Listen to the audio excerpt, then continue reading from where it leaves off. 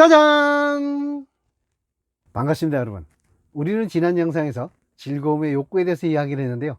오늘은 그 즐거움에 대해서 다른 관점에서, 다른 각도에서 생각을 해보는 그런 시간을 가져보도록 하겠습니다. 자, 먼저요. 우리는 살면서 하는 모든 행위들이 우리가 즐거움을 얻고자 하는 목적으로 행위를 한다라는 사실을 여러분들이 아셔야 될 것 같습니다. 무슨 얘기냐 하면요, 우리가 하는 모든 행동은 즐거움이 기대되기 때문에 하는 행동이다 라는 얘기입니다. 여러분들이 이해가 좀 되시나요? 당황스러우신가요? 나는 분명히 괴롭지만 어쩔 수 없이 선택을 했는데, 지금 제 얘기는 여러분이 괴롭다라고 선택한 것도 사실은 즐겁기 위해서 선택한 거다 라는 얘기를 여러분들에게 드리는 겁니다. 자, 예를 한번 들어볼까요? 아직 결혼을 하지 않은 자식들을 둔 50대 부인이 남편의 외도 사실을 알았습니다. 그래서 충격을 받았는데요. 엄청난 배신감 때문이겠죠. 그 부인이 이혼을 해야 됩니까? 아니면 이혼을 하지 말아야 됩니까? 어떤 분은 이혼을 할 거고요. 어떤 분은 이혼을 하지 않을 겁니다. 자, 먼저 이혼을 하지 않은 분에 대한 이야기를 한번 먼저 해볼까요? 이혼을 하지 않는 분은 어떤 이유로 이혼을 안 할까요? 여러 가지 이유가 있겠지만요, 가장 큰 이유는 아마 자식들 문제일 것 같습니다. 자식들의 장래에 지장을 끼칠까봐 그것이 걱정스러워서 자식들을 위해서 이혼하지 않고 그 배신감을 가슴에 안고 같이 사는 것을 선택할 가능성이 있습니다. 자, 그러면요, 이분은 괴롭지만 이혼하지 않고 계속 사는 것을 결정했을까요? 아니면 이혼하는 것보다 계속 사는 게 덜 괴롭기 때문에, 그러니까 이혼하는 게 더 괴로운 거고요, 그냥 사는 게 덜 괴롭기 때문에 이혼을 안 하고 사는 건가요? 아마 이혼하지 않고 사는 것이 이혼하는 것보다 덜 괴롭기 때문에 이혼하지 않고 사는 걸 겁니다. 자, 덜 괴로운 것은 더 괴로운 것에 비해서는 즐거운 것이라고 말할 수 있습니다. 그러니까 결국은 이혼하지 않고 사는 것은 내가 이혼하는 괴로움보다는 더 즐겁기 위해서 선택을 하는 거다 라는 얘기입니다. 그러면 이혼을 선택했다면 그것도 마찬가지, 이혼을 하지 않는 것보다는 이혼하는 게 덜 괴롭기 때문에, 즉 더 즐겁기 때문에 이혼을 선택한 거라는 겁니다. 그러니까 우리의 선택은 전부 다 즐겁기를 기대하고 즐거우려는 목적 하나로 우리는 행위를 하더라. 또 다른 예 한번 들어볼까요? 자, 여러분들 돈 벌기 힘드시죠? 힘들지만 돈 버시잖아요. 근데 정말 그 힘들고 괴로운 일인가요? 아니면 즐겁기 위해서 선택한 일인가요?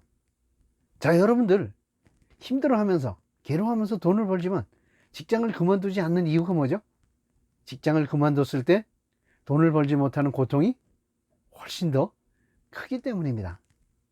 자, 가끔은요, 정말 고통을 선택했다 라고 하는 경우가 있을 텐데요. 어떤 경우가 있을까요? 가끔 뉴스에 연예인들이 극단적인 선택을 하는 경우가 나올 텐데요. 자, 그런 경우에는 정말 그 사람이 고통을, 괴로움을 선택한 걸까요? 그렇지 않습니다. 무슨 얘기냐 하면요, 극단적인 선택을 하는 사람들은 사는 것보다 극단적인 선택이 더 즐겁기 때문입니다.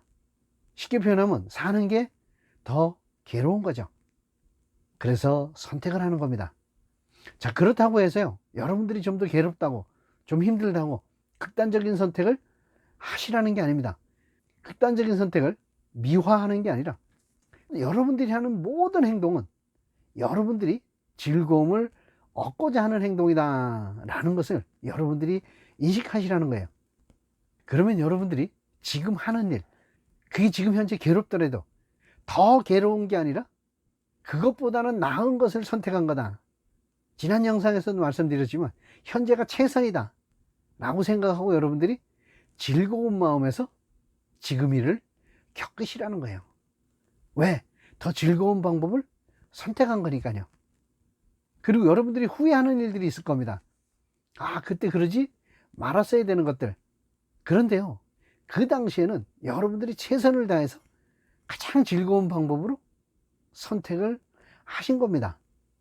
그러니까 그것은 후회의 대상이 아니고요, 반복하지 말라는 메시지로 받아들이고 거기서 교훈을 얻어서 반복하지 않으면 되는 겁니다.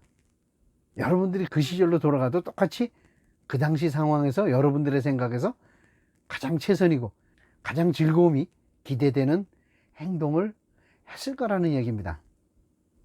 자, 그러면요, 여러분들이 즐거움을 위해서 모든 행위를 한다 라는 것을 이해하셨다면, 누군가와 좋은 관계를 유지하기 위해서는요, 상대방이 나를 만나거나 나와 함께 있을 때 즐거움을 느낄 수 있도록 하셔야 된다는 겁니다.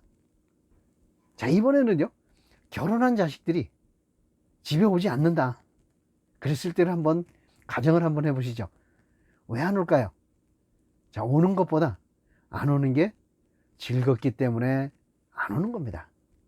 쉽게 표현하면 오는 게 괴로운 거죠. 자, 그럼에도 불구하고 오는 자식이 있다면 그건 왜 그럴까요? 안 오는 게 더 괴롭기 때문입니다. 안 오면 부모들이 더 괴롭힌다는 얘기죠. 자, 여러분들의 자식이 결혼을 했는데 잘 오지 않고 또 왔는데도 인상 쓰고 있고 얼른 가려고 한다면, 여러분들은 아, 자식들이 우리 집에 오는 게 즐겁지 않구나 라는 것을 여러분들이 아시라는 겁니다. 그래서 자식들이, 손주들이 우리 집에 자주 오고 즐거운 마음으로 오게 하려면 어떻게 하면 아이들이 왔을 때 즐겁게 해줄 것인가 라는 것을 여러분들이 생각하시라는 겁니다. 자, 쉬운 방법 하나 가르쳐 드릴까요? 꼰대짓만 안 하셔도 아마 자식들은 굉장히 즐거운 마음으로 오지 않을까라는 생각을 한번 해보고요. 자, 여기서요, 또 중요한 게 한 가지 있습니다. 금방 이혼하지 않은 부인의 이야기를 했었는데요. 자, 그 부인이 이혼하지 않은 이유가 자식을 위한 건가요? 아니면 자기 자신을 위한 건가요? 자기 자신을 위한 겁니다. 자, 자식을 위한다는 것은요, 이유 중에 하나는 되겠지만 자기가 덜 괴롭기 위해서 선택한 겁니다. 결국은 다 자기 자신을 위해서 선택한다는 거죠. 여기서 여러분들이 한 가지를 깨달으셔야 됩니다. 무슨 얘기냐면요, 내가 하는 모든 행위는 다른 사람을 위한 것이 아니라 나 자신을 위한 것이다 라는 것입니다. 강요를 받고 하든 부탁을 받고 하든 스스로 하든 더 괴로운 것보다는 덜 괴로우려고, 덜 즐거운 것보다는 더 즐겁기 위해서 하는 행위다. 누구를 위해서? 자기 자신을 위해서 하는 거다 라는 것을 여러분들이 아셔야 된다는 겁니다. 세상에서 하는 모든 내 행동이, 내가 살면서 하는 모든 행동이 나를 위한 거라면 여러분은 이제부터 다른 사람 탓을 해서는 안 되는 겁니다. 자, 자식 때문에 이혼을 못했다, 자식 탓을 하지 마시라는 겁니다. 내가 좀 더 즐겁기 위해서 좀 더 즐거움을 기대하고 내가 한 선택에 대해서 자식 핑계를 대지 마시라는 겁니다. 그건 이혼을 하지 않은 부인의 문제뿐만 아니라 세상에 존재하는 모든 일들이, 내가 하는 모든 행위들이 똑같이 적용이 되는 겁니다. 여러분의 행동들을 곰곰이 한번 생각을 해 보십시오. 누구를 위해서 하는 행동인지, 여러분 자신을 위해서 하는 행동인지.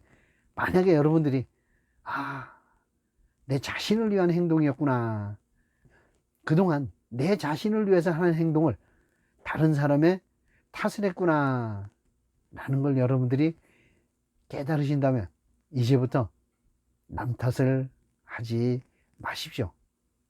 그리고 좀 더 진도가 나가면 그동안 남 탓의 대상이었던 그 남에게 사과하십시오. 왜냐? 그 사람 탓이 아니었기 때문이죠. 이것이 성숙한 인간의 모습일 겁니다. 여러분의 성숙을 기원하겠습니다. 자, 다음 영상에서는요, 우리가 지금까지 상대방의 입장을 이해하기 위해서 물어보고 들어줘야 되는데 그 물어보고 들어주기 전에 상대방을 어느 정도 이해하면 우리는 물어보고 들어주기가 좀 수월할 거다. 그래서 상대방을 이해하는 시간을 가졌었는데요.